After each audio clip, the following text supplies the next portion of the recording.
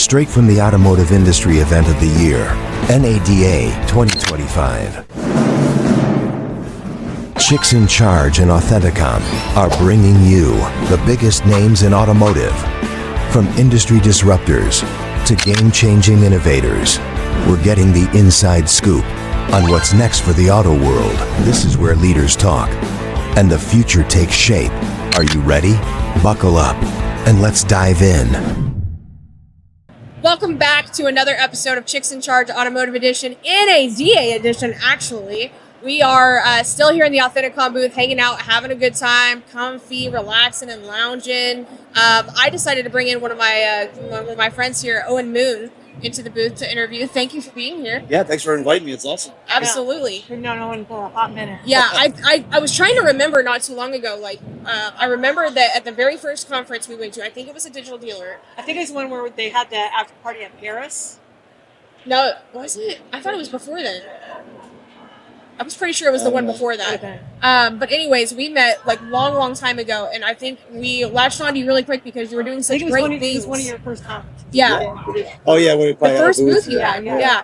And so, she loved your product, loved what you were doing. Obviously, you're a great person, and, automotive at times has been lacking those. So, we've just been following your journey, and over the last couple of years, you've been making some really big moves.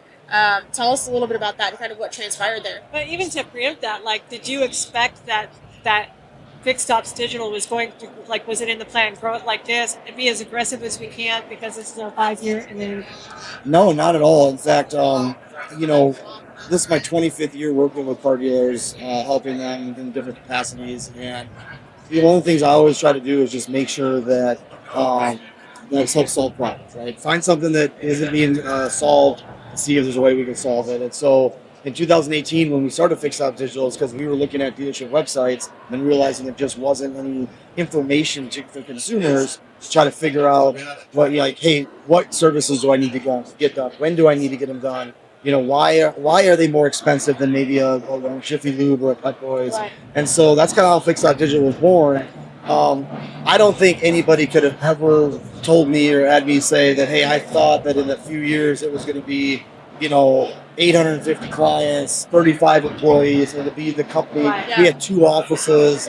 So naturally, as you have that kind of success and growth, people are going to come around and start asking you questions, right? Like, hey, what's your long-term goals? Have you guys thought about an exit plan? That kind of thing. And honestly, I hadn't really thought about it, but the only thing I wanted to make sure that if we did do something with somebody, it would be somebody that would really kind of have our values. Keep it going. Yeah, good company that could take it and take it to that next level. Because as a bootstraps startup, it was hard to do something, and we had very limitations.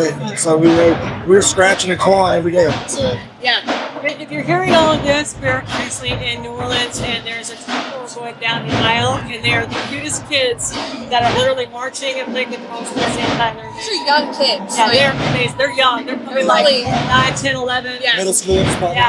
Yeah, they're adorable. Yeah, and they're doing an amazing job. So just enjoy that, the vibrancy and the feel of Florida. Yeah, they just came directly by us. We had to actually stop recording for it, but And wait, do you have your necklace off? I do.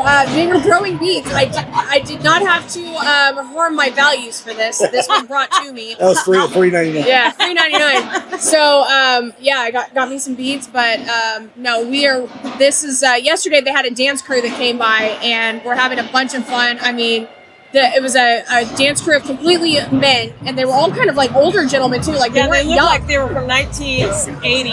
Yeah, And at the roller rink. yeah, exactly. They were dressed all bomber cool. jackets and short shorts. they were weird, and they had belly buttons in, I think. Yeah. Like those weren't all that long. No. Maybe it was. All that Cajun All food the just roaches. sets. So you're here this year, but you're here in a little bit different capacity. So we know 2023 is the year that you and TradePending came to that agreement, and they brought in Fixed Ops Digital to their tool belt. Really, their Product offerings. I spent a year with them, kind of through that transition, and that ended in October of 2024. So just kind of looking for the next thing for me to be able to give back, right? I had a lot of mentors, in my time as I was growing up, like, even say, guys like Dan Moore and Joe Gillespie, guys like that are just, they've done it. They're good people, and I've become really good friends with them over the years. Now I have people coming to me and asking me those type of questions. So I just want to try to, give back to as many people that are out here, if you're here, especially this year. I mean, you look at it might be a down attendance, but the tenacity and the resolve for people to get to here, it tells me that that's the industry you want to be in. Right? Exactly. These people are here. They want to be, learn, and they want to get better. And so if I can give back to people, there you go. If I can give back to that, anytime, anywhere I can, would be great.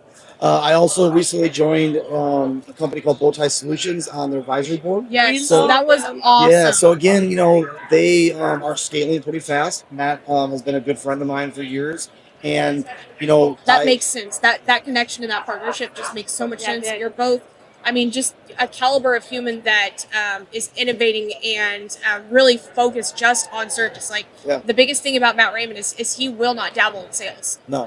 He knows what his niche is and where he thrives, and he sticks to it and is the expert. I mean, I don't know of anybody else in the industry that's making service moves like he is. Yeah, and the thing about him too is having an advocate like you is like huge, because Matt's not someone that'll just advocate for himself and go, "I'm the best. I have the best thing. I have the best product out there."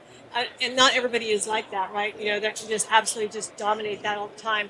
And he is the best. And like, there's no place else we would send anybody for a service BDC than to Matt. Like, I don't give a crap who does it.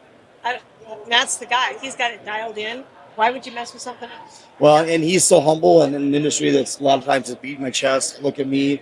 Like you said, he'll never be the guy to be, out there going, "Hey, I have the best product." And look, as you guys know, having a BDC is definitely a challenge. You've got personnel challenges. You've got to make sure that you have good staffing based on your client levels and things like that. So it's always changing. I think where Matt and I have started to really kind of gel is packaging up, pricing and how to package things and what to look for. So things that I went through with Fixed Ops Digital, that's a little different capacity, but I can kind of take some of those moments that I remember in those 5 years and say, I remember when we did this. This is how it kind of helped us get through some of that, because our products were changing a lot. We were adding products, we were packaging things. It can be difficult, and the last thing you want to do is make it really difficult for dealers to buy from you. So making it as easy as you can, making it as as informational as you can, so people know what they're getting. I think that's where onboarding's got to be big, and just kind of the whole thing. So we're doing that. Kevin Coleman, my business partner, obviously joined the board as well. But one of the things that we are kind of focusing on, and was going to be maybe a little bigger announcement than it ended up being. I think with everything that was going on, I didn't really feel like the biggest announcement that's happened on the show so far. So. Really? Okay, well, cool. So we actually launched a new company. It's called Dealer Stream, and we're getting into streaming advertising, because again, as we've kind of looked at solving problems, we were looking at all kinds of providers out there that are doing the traditional OTT or that type, what they call streaming, that type of thing, and I wouldn't say everyone's doing it wrong, but there's definitely room for advancement. There's room for improvement, right? Yeah. Well, don't you think like sometimes like it's a hot topic, right? So every big vendor like that's already here, right here, and they're like, oh, we need to have an OTT department, right? We need to have that, and just so that they can say they have it. I remember back one of the first digital dealers we went to, social media was nothing. Nobody was talking about it, and then Shasta and I sat in on some social media sessions. And there was nobody in the room. There was like 10 people, right? The next year, those were all standing room only. And then every vendor out here had, I do this, and social media, right? They would tag it on. And so we're seeing the same thing with AI right now, right? So everyone's like, I got AI, because it's a buzzword, right? Yeah. But the thing is they're doing added. So it's like a radio station selling digital. Yeah. Really? Yeah. Really. 100%. Yeah, and so to have someone that goes, no, we're laser focused on this thing right here, is like so powerful to have someone that's actually going, I'm going to explain it to you so you can understand it and why you're doing it. Well, I was talking to somebody earlier, and I said it's kind of the same idea of like remnants ad choices, where you're just putting ads into a place where might not be the best viewership. You're not who's going to see those ads. It's they're cheap traffic. It's low cost.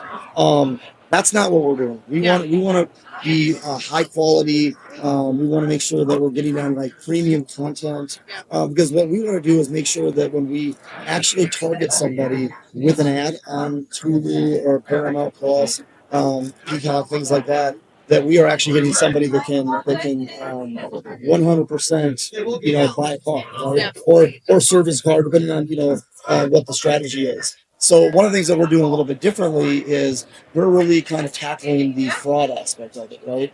There's some reports out right now that say about 20% of all OTT streaming campaigns you lose to fraud, right? And that's not the provider being sneaky and that type of thing. It's bots, it's ad spoofing, Right. it's the technology and how we lose some of that. Kind of like I would say it's like taking $1,000 and throwing $200 out the window, right? Yeah. If you do that enough time, it's going to hurt, right? Yeah. So It hurts me immediately. yeah, exactly, right. So what we're doing is we're really focusing on that. Our technology partner in this is has a fraud blocking part of it that it's pretty intense with like blockchain and things like that. I won't get into it, but essentially what we're doing is we're making sure that every impression that we serve is going to an actual household. Nice. If it doesn't check out, we kick it back to the publisher and we make them reallocate the funds. I love that. So what ends up happening is we are a lot more transparent in our reporting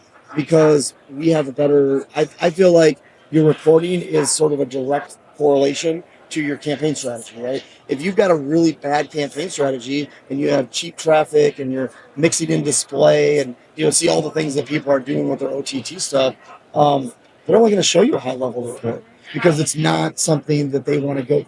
They don't want to raise the hood up and say, "Hey, look at what we've been doing here," because it's going to expose that maybe isn't the best strategy out there, right?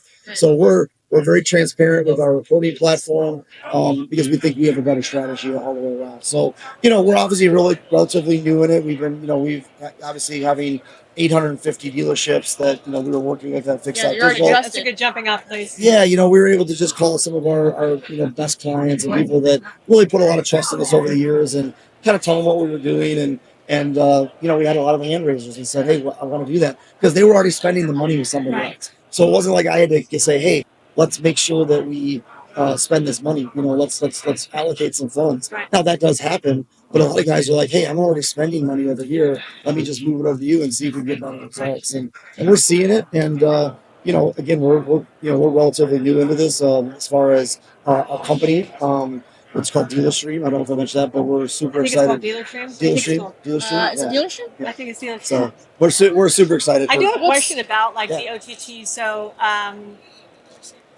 So with so many other ad strategies, like you'll have dealers wanting attribution. Yeah. So is that trackable? Yes. Well, It's trackable that the customer came in here and took an action here. Yeah. And then can it be followed all the way through to? Depending on who you're targeting, obviously, if you're targeting a direct mail list and you're like injecting that list into your campaign, obviously you can track it down to a PII, right, down to a name and an address and things like that.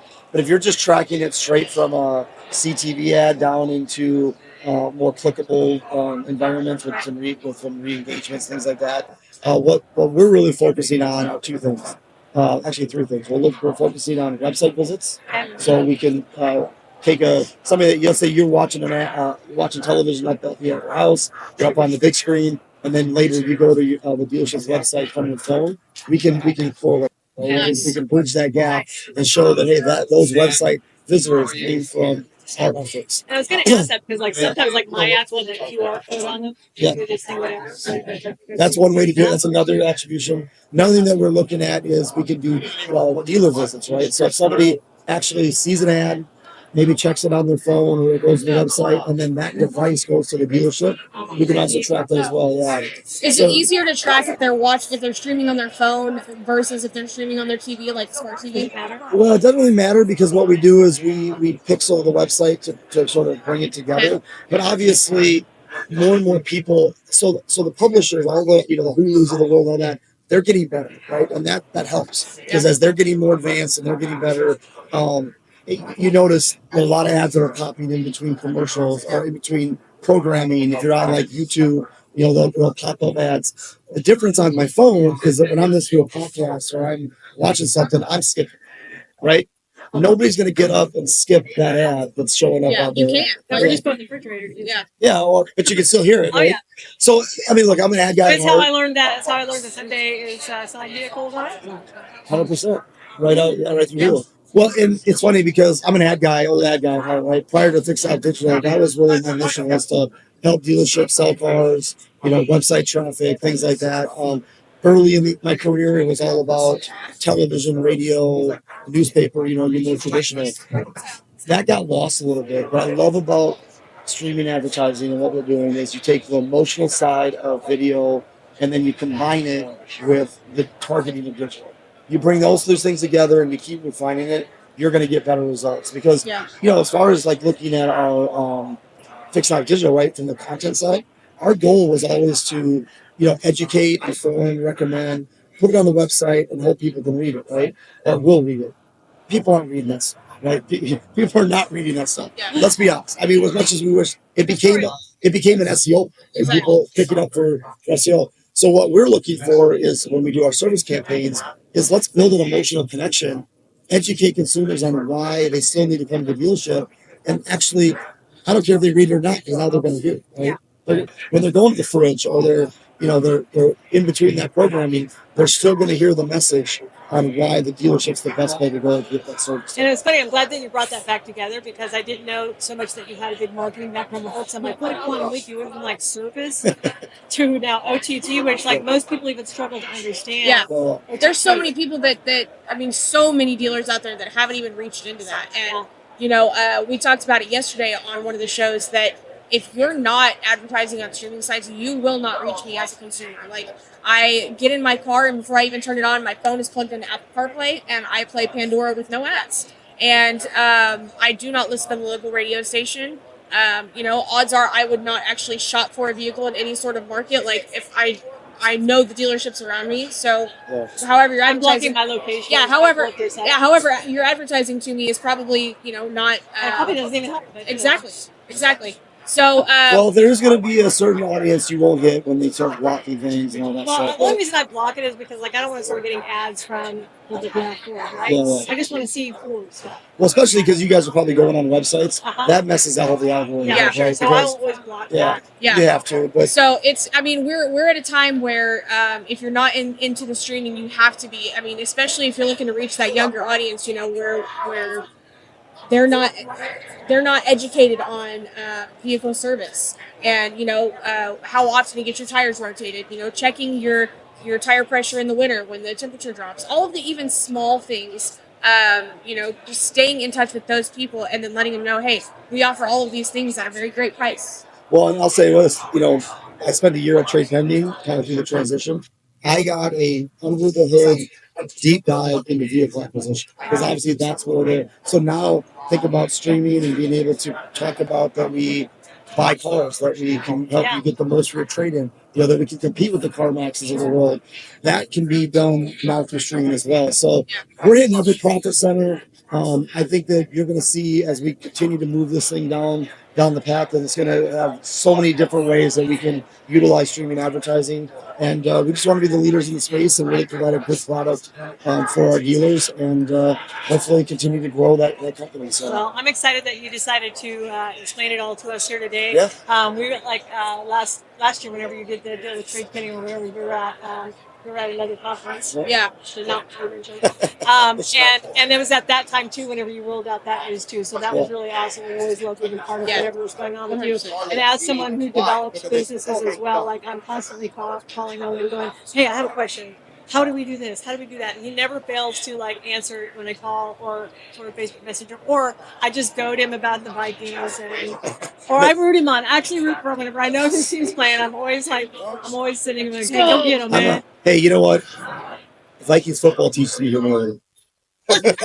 Yeah. Chiefs football gives me false confidence. We have to wrap up, but I love having Owen, thank you so much. Yeah, thank you. So glad we always get to hug out here. Yeah, I definitely appreciate you guys having me on, and good luck the rest of the way. This I'm going to week. promote everything you put out. I will promote it. I don't even care. Like whatever you're doing, I know it's Same. filled with integrity and the dealer's best interest. Absolutely. Yeah, and that's what I just want to be surrounded by people like that, and that's why I like hanging out with you guys as well. Yeah. Obviously, we wish you guys the best success in everything you guys are doing. Thank you. Good. All right, guys, thank you so much for joining us today. Be sure to check out everything DealerStream has going on. We'll catch you next time. Have a good one. This episode is brought to you by Authenticom, the business behind the automotive business. And this is Chicks in Charge Automotive Edition, available wherever you listen to your favorite podcasts. Help us grow. Rate and review on Spotify and Apple Podcasts.